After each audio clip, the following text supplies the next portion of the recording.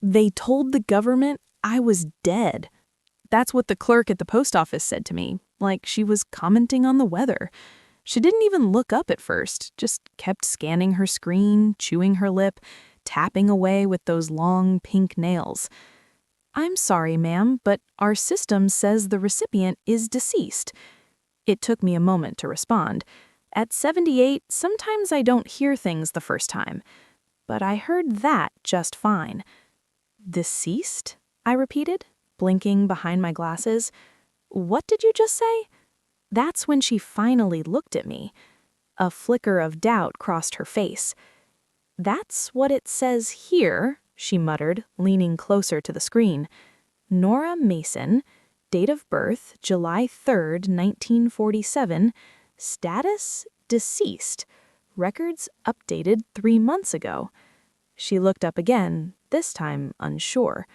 And there I was, standing in front of her, breathing, holding the little yellow delivery slip that said I had a registered envelope waiting. Probably my monthly benefit, the only steady thing left in my life, besides tea at 6 p.m. "You can see that, can't you?" I said quietly. She glanced around, like maybe a supervisor might magically appear and fix this, but it was just us and the tired hum of a ceiling fan. "Yeah, I mean, obviously you're alive. I don't know how this could happen." I didn't need her explanation. I already had a few. She handed me the envelope anyway, maybe out of sympathy, maybe because she didn't want to argue with an old woman in orthopedic shoes. But as I turned to leave, she added, "You should really go to the benefits office. If they think you're dead, they'll stop sending these." Too late. I could tell just by looking at the envelope. Old stamps, forwarding marks, returned, rerouted, delayed. Something had already gone wrong. I stepped outside into the heat, clutching that envelope like it was the last proof I existed. Across the street, a school bus screeched to a stop. Children spilled out laughing, shouting, alive. And there I stood, invisible. Someone had declared me dead. Not metaphorically, not in the way people say we never hear from her anymore. No, officially, legally, on paper. Dead. And if they'd done that, what else had they done? I walked the half-mile back to my little rented bungalow on Sandalwood Drive. Same street I'd lived on since 1986. My knees ached, but I didn't rush. Some truths need time to settle in. The recycling bin was still knocked over. No one had touched it in weeks. The landlord still hadn't fixed the porch step. One day I'd trip and fall, and then they'd really have something to report. Inside, everything was just as I'd left it. Quiet, still, old. The photographs on the shelf watched me.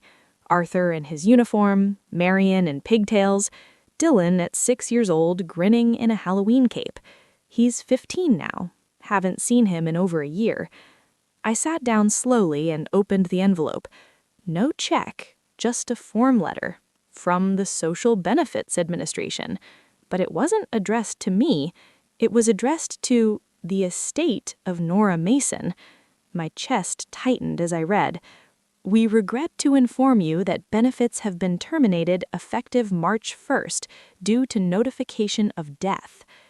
Notification of death. Someone had filed that. Someone had made it official.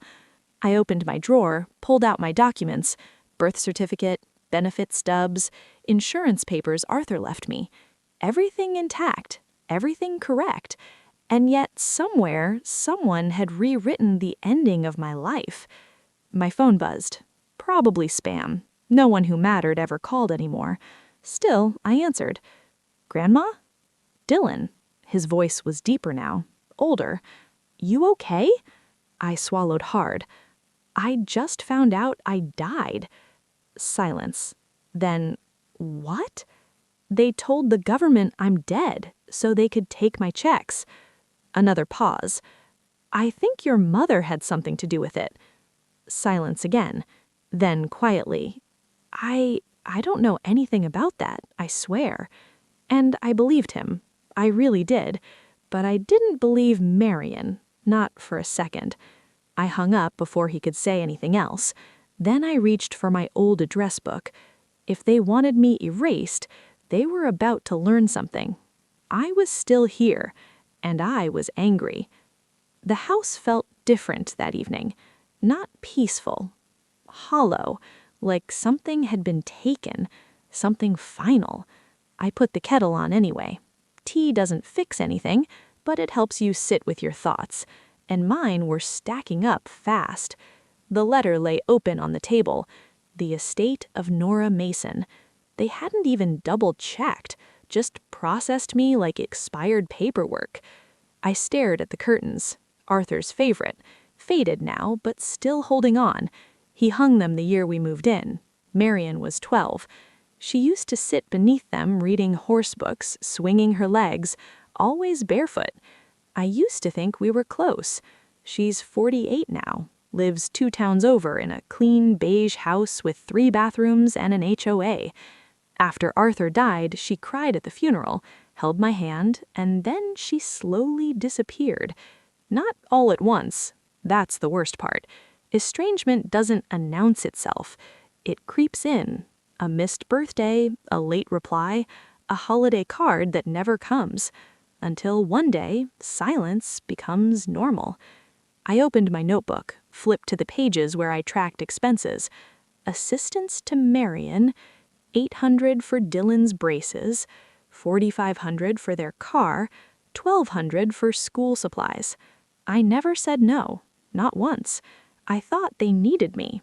I thought they loved me. I was wrong. My tea had gone cold. I poured it out and stepped into the backyard. The garden was struggling, weeds everywhere. And that's when I saw Frank, my neighbor, bent over his roses. He waved. "Morning, Nora." "Afternoon," I corrected. He chuckled. "Time's slippery these days." I hesitated, then said, "Do you still do odd jobs?" He straightened. "Sure, what's wrong?" I looked him in the eye. "I'm not dead." He blanked. "What?" "I need you to come with me tomorrow to the benefits office as a witness." His expression changed instantly. "That's fraud. That's serious." "Tell that to the system," I muttered. He nodded. "I'll drive you." That night I couldn't sleep. Those words kept echoing. Status deceased. Like I was just deleted. At 3 a.m., I got up and sat at my writing desk, opened a fresh page, and wrote, "Things I know for sure. I am alive, someone is lying, and I will not be erased." The wind tapped against the window, like a warning, or maybe a reminder. They thought I'd stay quiet, that I'd disappear neatly into paperwork, but they forgot something. I raised a child, I buried a husband, I built a life, and I wasn't about to let anyone, not even my own daughter, bury me before my time. The benefits office was a dull gray building behind the supermarket. Inside, fluorescent lights buzzed overhead. People sat in plastic chairs, waiting, not just for paperwork, for answers, for dignity, for someone to listen. Frank sat beside me, flipping through an old magazine. Quiet, steady. When my number was called, B74, I stood carefully and walked to the counter. The clerk was young, maybe 25, heavy eyeliner, name badge Chantel. "Hi there," she said, still looking at her screen. "What can I help you with today?" I placed the letter in front of her, took a slow breath, and said, "You can start by bringing me back to life." The streets were slick and quiet, rain tapping lightly against the pavement like a patient reminder that time keeps moving, whether you're ready or not. I didn't rush. For the first time in days, maybe longer, I let myself walk slowly. Not because I was tired, but because I wasn't running anymore. Not from confusion, not from fear, not from the quiet betrayal that had tried to erase me.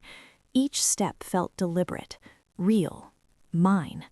By the time I reached the corner, I stopped under the awning of a small pharmacy and pulled the folded napkin from my pocket.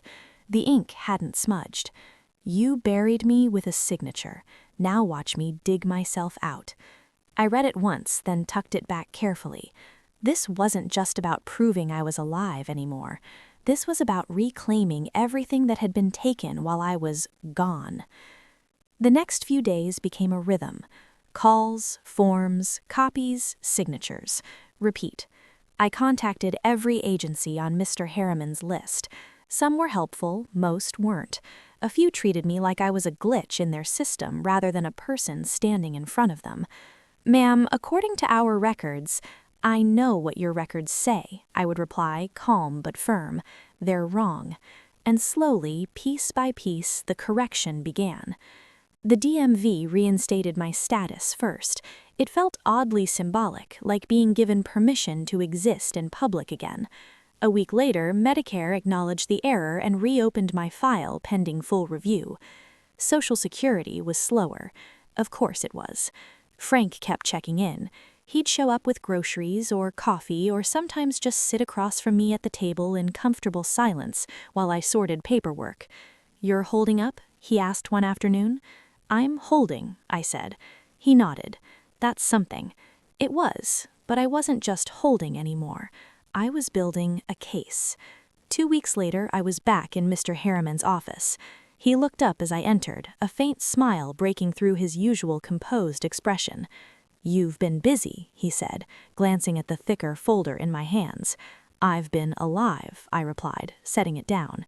He opened it, scanning the updates, letters from agencies, account records, notarized statements. When he reached the bank documents, his jaw tightened. "We can move forward," he said. "This is more than enough." "With what?" "Everything." He leaned forward slightly, voice steady. "Fraud, financial exploitation, abuse of power of attorney, identity falsification, and possibly more depending on what else we uncover." I let that settle. Not because I didn't understand, but because I did. "What happens next?" I asked. "We file in civil court immediately," he said, "and I recommend we also refer this to the district attorney." A pause. "This won't stay private, Nora." "I don't want it to," I said. The bank called 3 days later. Different tone this time. Careful, measured. "Mrs. Mason, we've reviewed your case, and we'd like to arrange a meeting." "I'll bring my lawyer," I said. A brief silence. "Of course." The meeting was set for Friday morning. Frank insisted on driving me. "You don't walk into something like that alone," he said. "This is one of those fights," I replied. "Not this time." I didn't argue. The bank manager greeted us at the door like I was someone important. Funny how quickly that changes. We sat in a glass-walled office. Mr. Harriman joined shortly after, briefcase in hand, expression unreadable. They began with apologies, procedures, regret. I listened. Then I placed the death certificate on the table, flat, centered. "This," I said, "is where it started." No one spoke. "The rest," I slid the account transfer documents forward, "is where you helped continue." The manager swallowed. "We relied on the documentation provided. You relied on convenience," Mr. Harriman cut in smoothly, "which exposed our client to significant financial harm." Silence again. He let it sit. Then, "We are prepared to pursue full recovery," he added, "along with damages." The word damages seemed to land harder than anything else. Good. By the time we left, the rain had stopped. Clouds were breaking. Not fully, not yet, but enough. Frank glanced at me as we reached the car. "Well?" he asked. I took a slow breath, looking up at the sky. "They're scared now," I said. "And you?" I opened the car door, pausing just a second before getting in. "I'm just getting started." That night, I sat at my kitchen table again. Same chair, same light overhead. But something had shifted. I pulled out a fresh sheet of paper this time, not a napkin, and began to write. Not just 2 lines, a full letter. Not out of anger, not even out of hurt, but out of clarity. Because sooner or later, Marion would have to read it. And when she did, she wouldn't be reading the words of someone she had buried. She'd be reading the words of someone who came back. I didn't answer. I stepped past her, slow and deliberate, as if crossing a threshold that had once belonged to me, and still did, whether she liked it or not. The house smelled different, not dirty, not broken, just rearranged, like someone had tried to erase a presence and replace it with something cleaner, quieter, less complicated. Marian shut the door behind me. I could hear the quick rhythm of her breath, the faint tremor in it. For the first time since all of this began, she didn't look polished. Her hair was hastily tied back, her blouse wrinkled, her composure cracked just enough to show the strain underneath. "You can't just walk in here," she said, but there was no force behind it. "I can," I replied, finally turning to face her. "I'm not dead." The words hung in the air between us, heavier than they should have been. Her jaw tightened. "You went to court?" "Yes." "And you're pressing charges?" she asked, carefully, like each word might cut her. "I am." She let out a short, humorless laugh and ran a hand through her hair. "Unbelievable." "No," I said. "What's unbelievable is filing a death certificate for your mother and thinking it would just stay that way." Her eyes flashed then, something defensive rising up to meet me. "You don't understand." "Then explain it to me," I cut in, my voice still calm, which seemed to unsettle her more than anger ever could. "Explain how I became more valuable to you dead than alive." She looked away first. That told me more than anything she could have said. "It wasn't like that," she muttered. "It was exactly like that." Silence filled the room, thick and uncomfortable. Somewhere in the house a clock ticked steadily, marking time neither of us could get back. "I was trying to fix things," she said finally, her voice lower now. "The accounts, the house, everything, it was a mess." "It was my mess, not yours to clean up by burying me." "I had power of attorney," she snapped, grasping at the one thing she thought justified it. "You had responsibility," I corrected, "not ownership." That hit her. I could see it land. She folded her arms, like she needed something to hold herself together. "You always made everything harder than it had to be."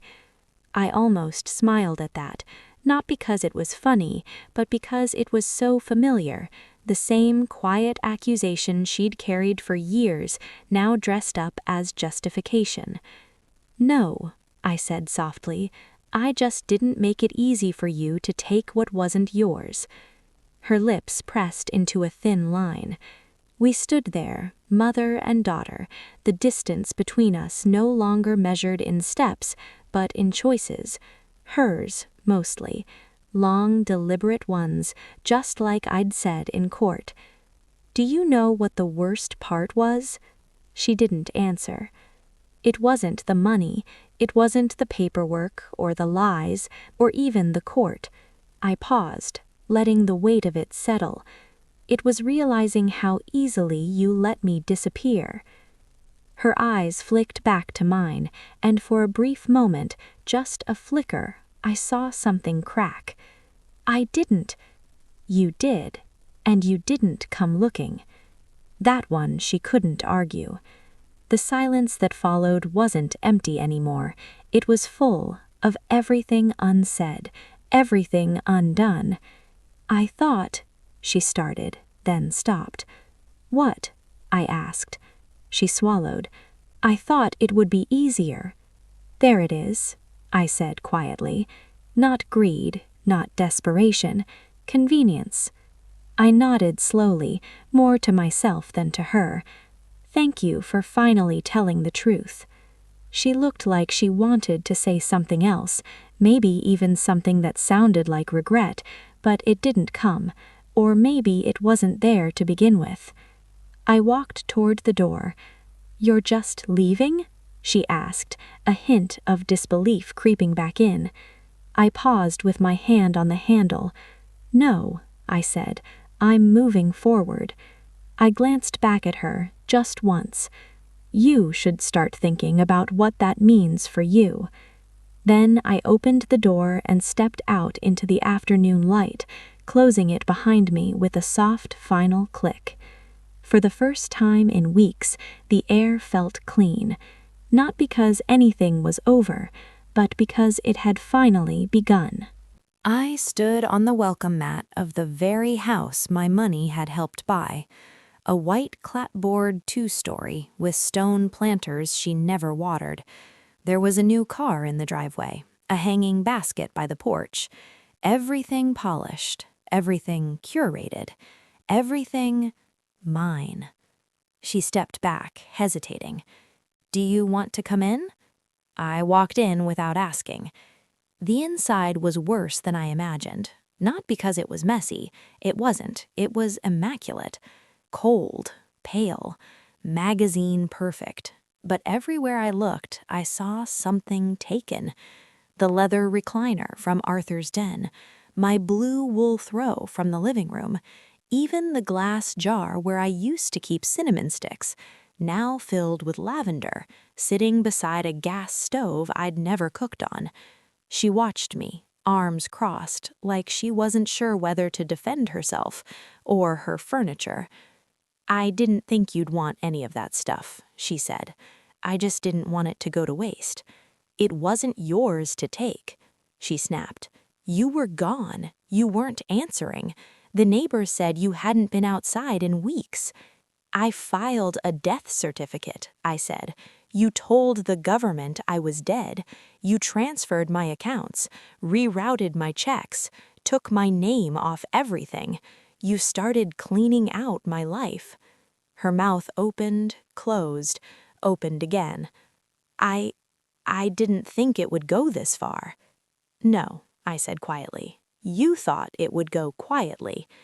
She turned and walked into the kitchen, gesturing for me to follow, as if standing between countertops and coffee mugs could make this normal. "I was struggling," she said. "Dylan's tuition, the mortgage. You had a choice," I cut in. "You had a dozen.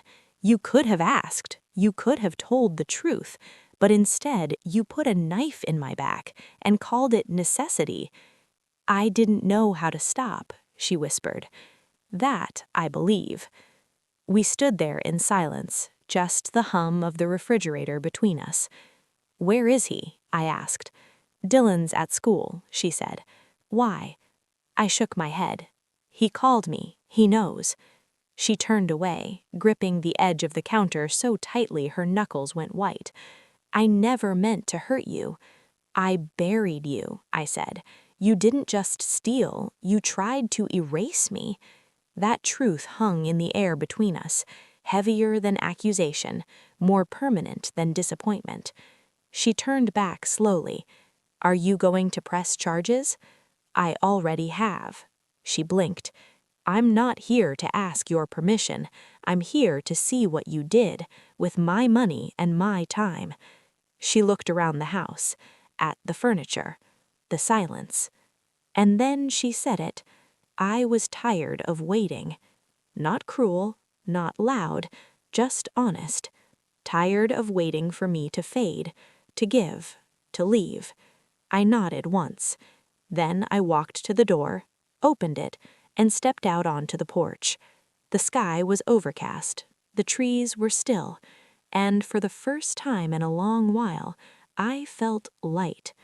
Not because justice had come, but because I had finally stopped pretending, about her and about myself. Dylan opened the door. He stood there in a wrinkled hoodie and college sweatpants, older than I remembered, and somehow younger at the same time. Guilt does that, ages you and strips you down. "Grandma," he said softly. I nodded. He stepped aside. The apartment smelled like instant noodles and detergent, posters on the wall, a laundry basket in the corner, a life in pieces, like most student apartments, half-built, still uncertain. "I didn't know you were coming," he said, tugging at his sleeve. "I didn't come to see her." He blinked. "She's not here." "I know." I sat on the edge of a worn futon that sagged no matter how you adjusted it. He sat across from me, elbows on his knees, head lowered like a boy waiting for detention. "I didn't think you were really gone," he said after a moment. "But Mom said, I don't know, she made it sound like maybe you were better off, like you didn't want anyone bothering you. She told the state I was dead. She took everything I had." His face tightened. "She told me not to ask questions," she murmured. "Said grief makes people judge unfairly." I studied him. "And what do you think now?" He met my eyes. "I think I should have come to your house.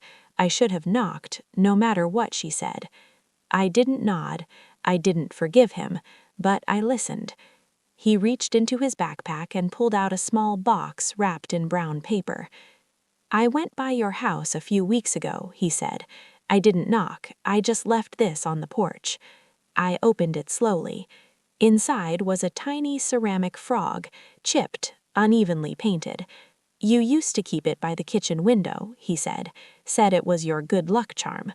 I remember.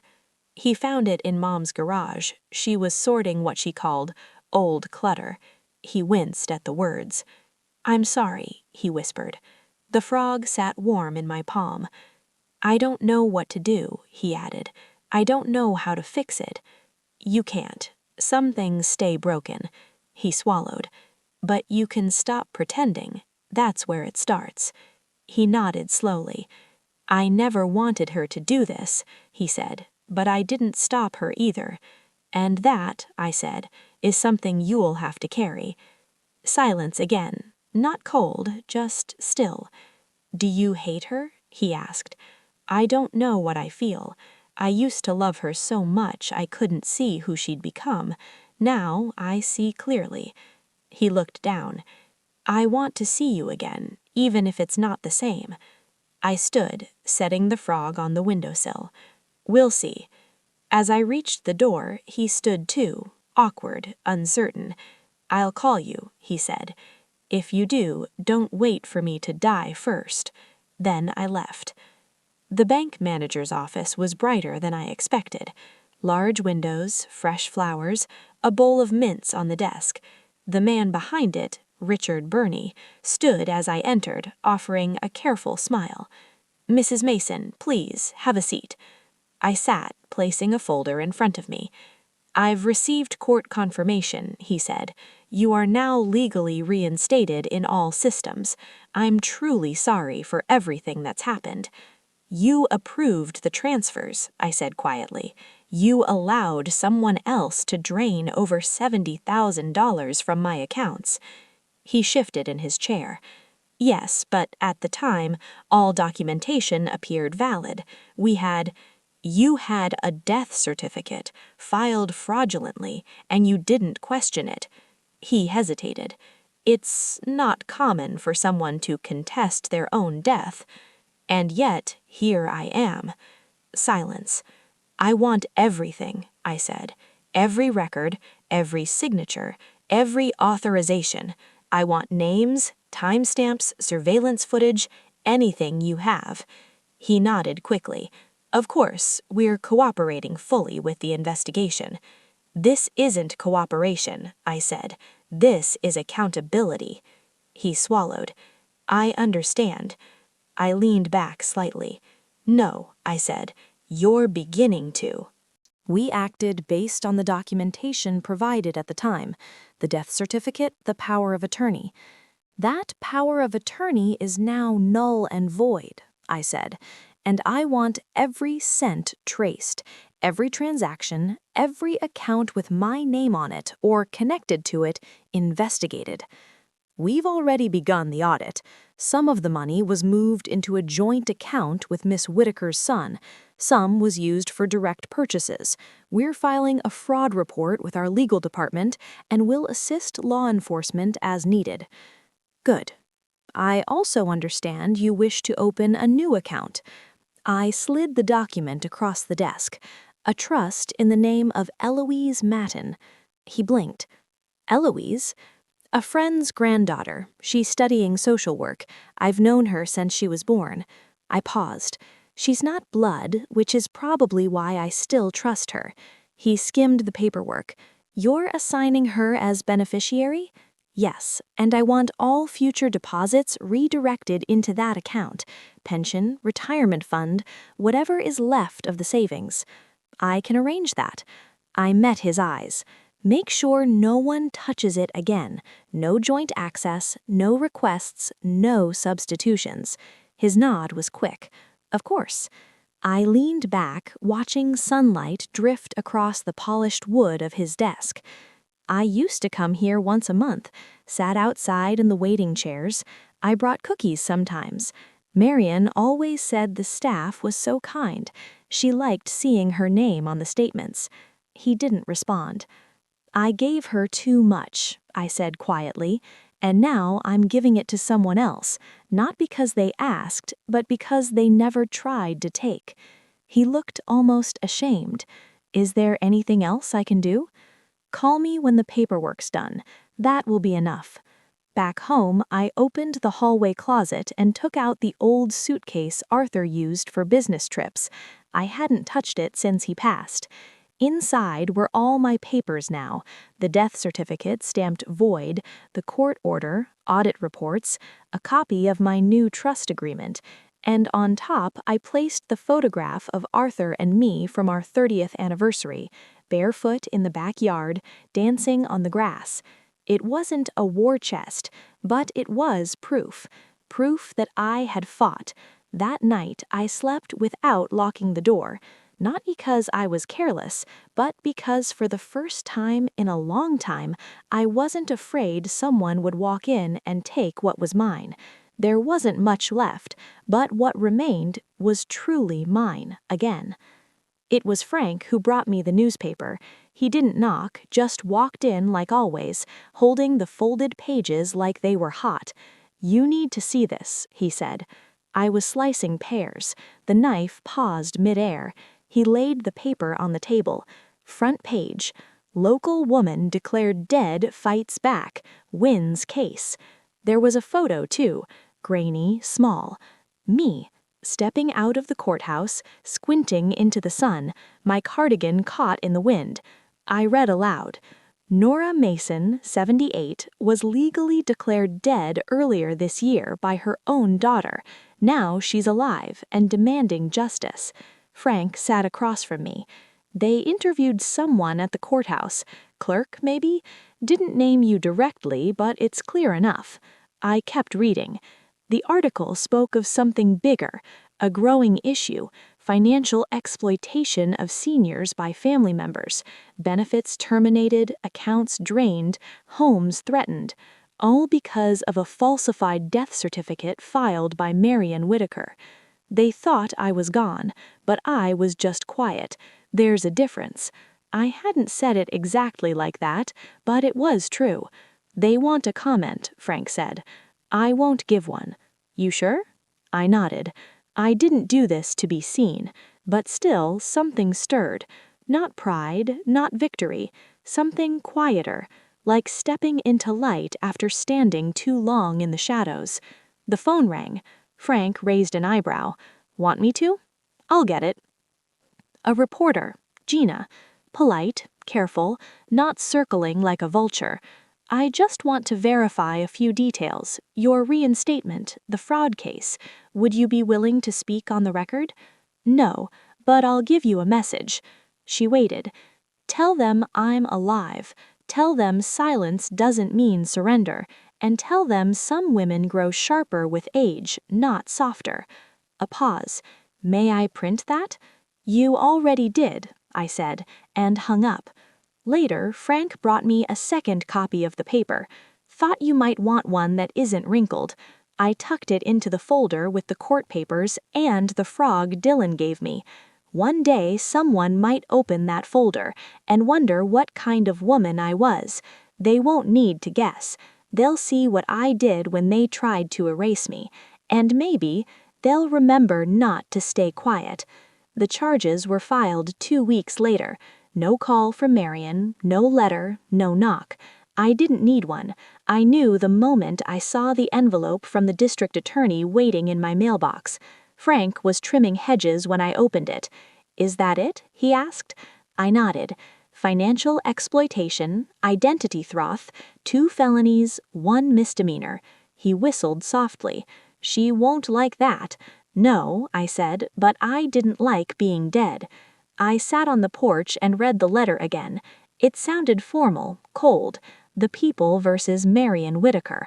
But to me, it was personal. It always had been. I didn't feel vindicated. I felt sad. Sad that it came to this. Sad that the girl who once clung to my skirt through thunderstorms had become someone who could bury me for money. That evening I made tea, and I wrote her a letter. I didn't plan to send it. I just needed to write it. Marion, you didn't just steal money. You stole the shape of my life. You stepped into rooms I built and claimed them. You took my silence for weakness.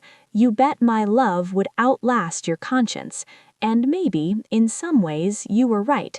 I gave more than I should have, not because you asked, but because I wanted to believe. I wanted to believe you were still the girl who braided my hair and cried through sad movies. You're not, and I've accepted that. But here's what you didn't erase. I am still here, still standing, still breathing in this little house with its crooked step and yellow curtains. You emptied drawers, but you didn't empty me. You never will. I hope you sit with what you did. I hope it keeps you awake the way it kept me awake. But more than that, I hope one day you tell the truth. Not to the court, not to me, to yourself. Because that will be the first honest thing you've done in a very long time. I folded the letter and tucked it into my notebook.